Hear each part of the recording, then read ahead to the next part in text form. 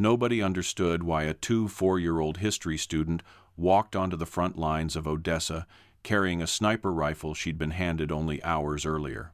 What her comrades didn't know was that 11 days earlier, a single German bomb had erased her university, killed 73 students, crushed her professor under rubble, and burned her best friend alive in the library. It didn't turn Ludmila Pavlichenko into a soldier. It turned her into something the Wehrmacht would learn to fear. At 5:47 a.m. on August 8th, 1941, she crouched behind shattered brick in Belayaevka. 40 meters to her left, Sergeant Dmitry Kravchenko, the man who'd shared his last piece of bread with her, was hiding behind a ruined wall. What he didn't know was that a German sniper already had him in his sights. Ludmila had been in the Red Army for 4 months, on the front line for 6 hours, with 0 confirmed kills. Before this war ended, she would have 309. The Wehrmacht was pushing 3 full divisions, nearly 150,000 Germans, toward Odessa. Soviet forces were outnumbered 3-1. Snipers in her unit were dying faster than replacements could be trained. And yet she had volunteered. Now, as a German scope tightened on Kravchenko's skull, Ludmila raised her Mosin Nagant for the first real shot of her life. If she failed, he would die. If she succeeded, this would be the moment a quiet student began the path to becoming the deadliest female sniper in history. And it would lead her to a forbidden trick, one so dangerous the Soviets banned it. A trick that would terrify German snipers for months to come. Ludmila hadn't planned to become a sniper. When she walked into the Kyiv recruiting office after the bombing, the officer didn't even bother looking up at her. "Women belong in medical units," he said, "not infantry." Ludmila disagreed, quietly but firmly. She'd been shooting since she was 14. Youth shooting club, regional competitions, top marks every time. The officer laughed. Shooting paper targets wasn't combat. Combat was noise, screams, blood, chaos. So she asked him to test her. He handed her a rifle, pointed at a fence post 100 meters away. She fired 5 rounds. All 5 punched through the center. The officer stopped laughing. 2 days later, she was assigned to the 25th Rifle Division, not as a nurse, not as support staff, but as a sniper. But talent alone didn't prepare her for what she walked into in Moldova and southern Ukraine. The line was collapsing. Soviet units were retreating, reorganizing, retreating again. Snipers were desperately needed and dying just as fast. Ludmila entered a world where concealment meant survival, and mistakes meant death. And for her first 4 months, she wasn't tested. Not really. No clean targets, no perfect shots. Just hours of mud, exhaustion, hunger, and fear, with German forces pushing closer every day. But everything changed that morning in Belayaevka. As Ludmila held her breath and squeezed the trigger for the first time, she didn't feel triumph, not even relief. Only one cold, precise thought. Where's the next one? That mindset, instinct over hesitation, calculation over fear, would define every shot she took from that moment forward. But she was about to learn something far more brutal. The Soviet sniper doctrine she'd been trained to follow was getting snipers killed. And the first proof of that would come just 11 days later. Ludmila's first confirmed kill should have boosted her confidence. Instead, what happened next did the opposite. Just 11 days later, she watched Lieutenant Anna Morozova, one of the most experienced snipers in the 25th Rifle Division, follow Soviet doctrine perfectly and die for it. Morozova had 47 confirmed kills, 8 months on the front. Cold, disciplined, by the book in every way. And that was the problem. Soviet sniper doctrine in 1941 was strict. Never expose your position. Fire from concealment so deep the enemy can't see you. After every shot, move to a secondary nest. Never fire more than 3 times from one location. Never stay longer than 30 minutes. Never engage unless you have a planned escape route. Morozova obeyed all of it. She set up in a bombed apartment building 3rd floor. Excellent sight lines. 2 exits already mapped. One shot at 320 meters. German machine gunner down. She moved exactly as trained to a second position. 20 minutes later, another clean kill at 280 meters. Then she moved to her third planned nest. A single shot cracked through a stairwell window. One round, straight to the chest. She never made it to the ground floor. The German sniper who killed her, Hans Becker, hadn't seen her. He'd predicted her. He watched her first shot, calculated where doctrine required her to relocate, and set his trap. Morozova followed the rules. Becker followed her. She died instantly, and she wasn't the last. Corporal Viktor Stepanov, only 19, set up in a perfect concealed ditch textbook position. At dawn he fired twice, hit twice, and German artillery obliterated the entire ditch based on triangulating his shots. His concealment was flawless, his discipline flawless. He died anyway. By September, Ludmila had watched 7 Soviet snipers die. All of them obeyed doctrine. All of them were predictable. And predictable snipers were dead snipers. For Ludmila, one realization hit harder than shrapnel. If she kept fighting by the book, she would be next. 7 dead snipers in 1 month. All of them disciplined. All of them trained exactly as the manual demanded. All of them predictable. Ludmila knew she wasn't better than they were, not yet. What kept her alive wasn't skill. It was the uncomfortable truth she finally admitted to herself.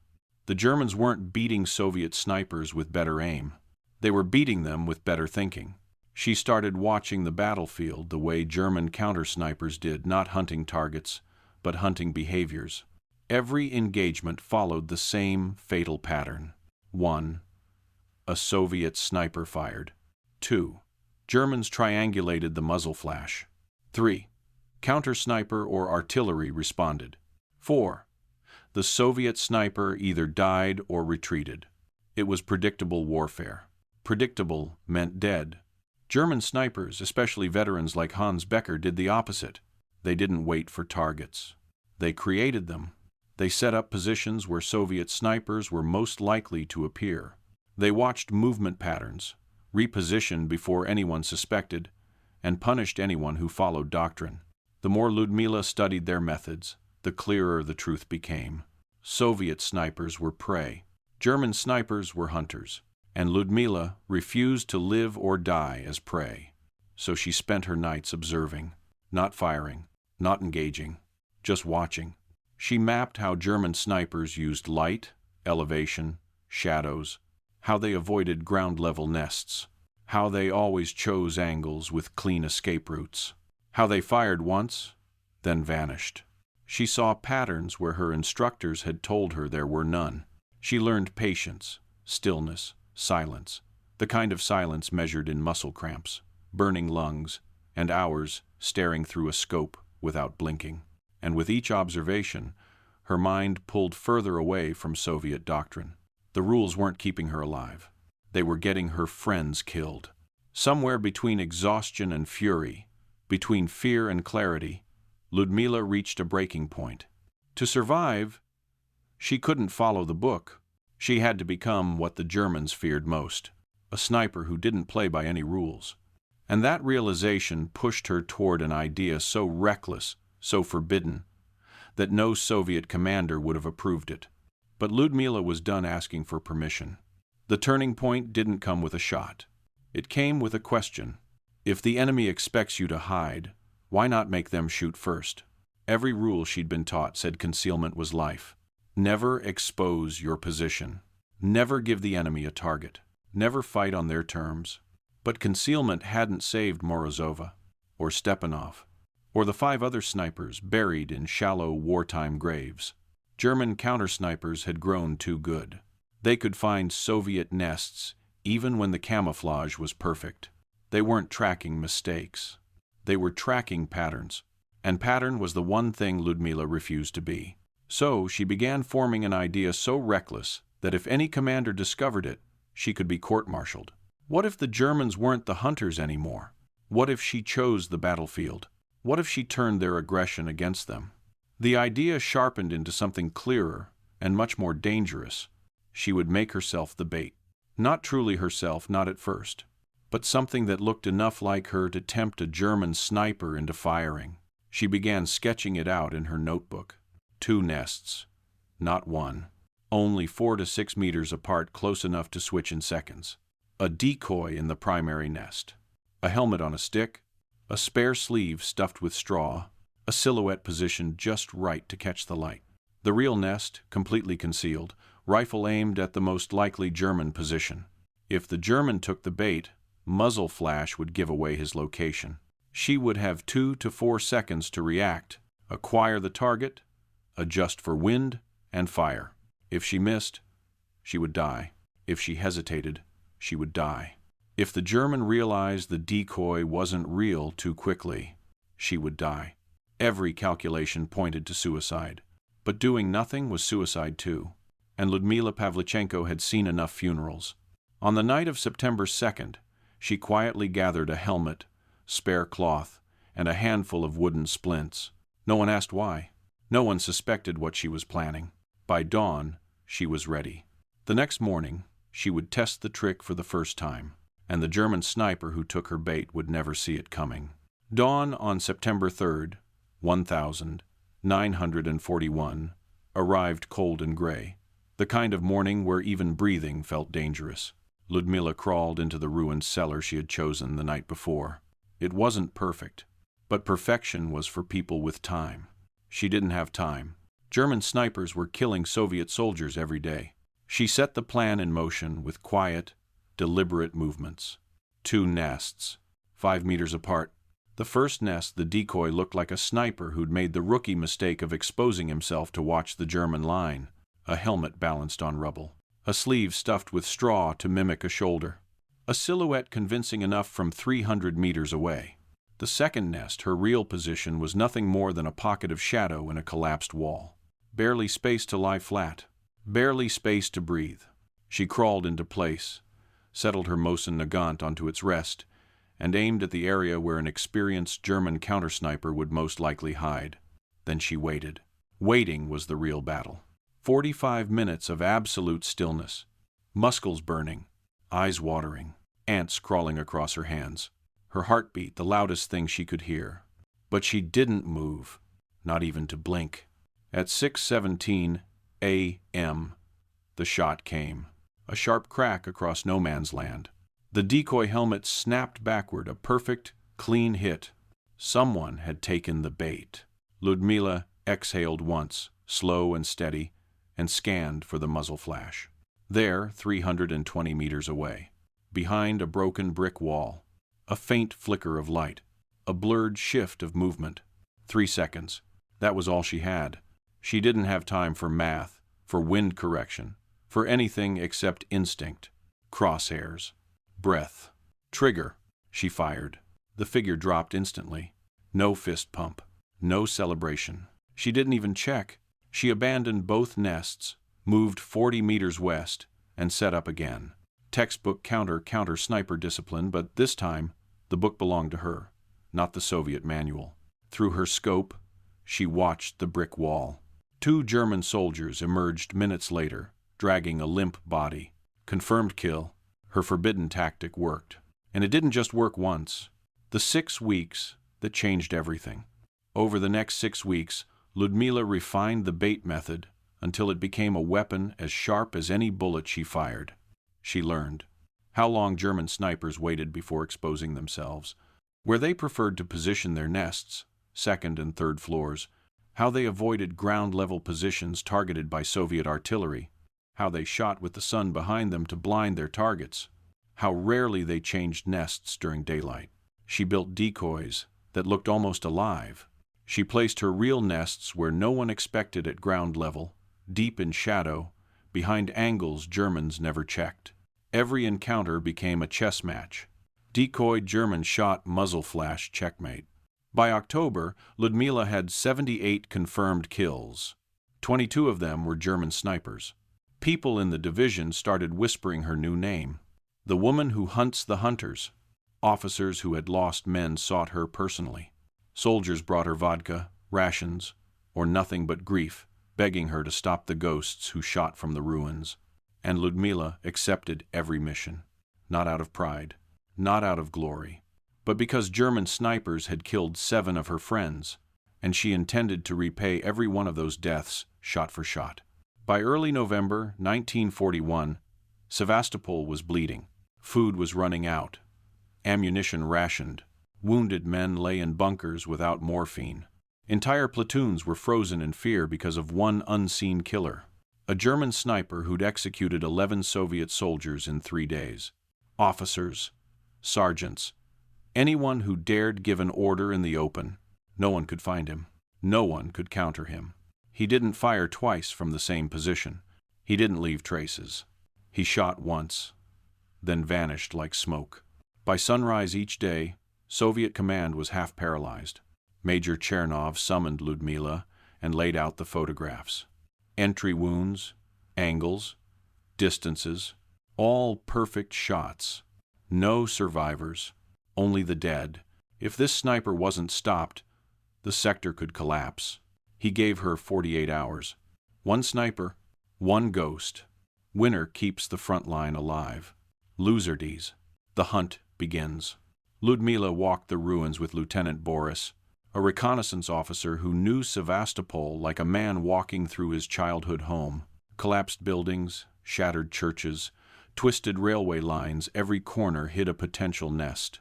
14 possible German firing points. 14 was too many. So she looked not for the man, but for his habits. Every kill came at first light. Every shot taken between 5:45 and 7:30 a.m. Every victim, someone of importance. The sniper wasn't aiming for body count. He was collapsing command. That told her something. He was watching the morning routines. He was studying movements, not soldiers. She narrowed the field to 3 positions. The north tower of a ruined church, the 3rd floor of a collapsed apartment block, the roof of a former school, all elevated, all with escape routes, all with clear sightlines to officers' morning rituals. Still, 3 was too many. So she made a decision so reckless that even she questioned it. She would be the bait, no decoy this time. Just herself. Not a helmet, not a stuffed sleeve. A living Soviet officer. The duel, November 8, 1941. At 5:42 a.m., wearing the oversized coat of a dead lieutenant, Ludmila walked into the open near the command post, exactly where officers normally gathered at dawn. 4 meters away, hidden behind rubble, her rifle waited, pre-aimed at the church tower. If she was wrong, she would be dead before she touched the stock. For 17 minutes, she stood still, every nerve in her body screaming, every instinct begging her to take cover. Nothing. Then 5:59 a.m., a rifle cracked. A Mauser 98. A bullet sliced past her head, close enough to part her hair. She dove left toward her rifle, hit the ground hard, grabbed the stock, brought the scope to her eye. 3rd floor, church tower, a shadow pulling back from the opening. 3 seconds before it disappeared. She didn't calculate wind. She didn't adjust elevation. She didn't think. She fired. The figure jerked, staggered, and fell backward into darkness. Was he dead, or was he waiting for her to move? She stayed still. 3 minutes. 5. 10. No shot. No movement. 15 minutes later, Boris's clearing team stormed the tower. 2 minutes after that, Boris appeared at the opening and waved. All clear. Target down. Inside, they found a German sniper with 94 confirmed kills, a custom Mauser with a Zeiss scope, and the position he'd built to murder an entire Soviet sector. Ludmila had beaten him by doing the unthinkable. She made herself the most valuable target on the battlefield, and survived long enough to pull the trigger first. After the duel in the church tower, Ludmila Pavlichenko's name began moving through the ranks like a rumor soldiers whispered around campfires. By May 1942, less than 11 months after her first kill, she had 309 confirmed kills. Shaloshim Vishesh enemy snipers, 187 officers and NCOs, and dozens more infantrymen, machine gunners, and artillery spotters. Every kill verified by witnesses or captured German documents. Soviet command had no interest in inflated propaganda, they needed proof. But the war took its toll. Shrapnel tore her arm. Artillery concussions knocked her unconscious. A mortar blast ripped into her leg. And in June 1942, another explosion shattered her jaw and damaged her eye. She would live barely, but Soviet command made a decision she hated. She was too valuable to die. They pulled her from the front. She was 25 years old, 309 kills behind her, a lifetime of war ahead of her. Instead of a rifle, they handed her a new assignment. Teach, inspire, represent. She met Churchill. She toured America with Eleanor Roosevelt. Newspapers called her the most dangerous woman in the world. Thousands filled auditoriums just to see the young Ukrainian sniper who had hunted the hunters. After the war, she returned to Kyiv, married, had a son, lived quietly, the opposite of the icon the world believed she was. On October Saint, 1974, Ludmila Pavlichenko died at 58. A stroke. A simple end for a woman who had survived everything else. Today, her Mosin Nagant sits behind glass in the Central Museum of the Armed Forces. Scope still zeroed, initials still carved into the stock, and next to it a photo of Ludmila at 24. Tired, unbroken, staring straight into the camera. A reminder that survival in war rarely comes from following rules. It comes from the courage to break them. If this story moved you, don't let it disappear into the algorithm. Like the video to bring more forgotten heroes back into the light. Subscribe to help us preserve the history others left behind. And comment where you're watching from, because these memories live as long as we remember them.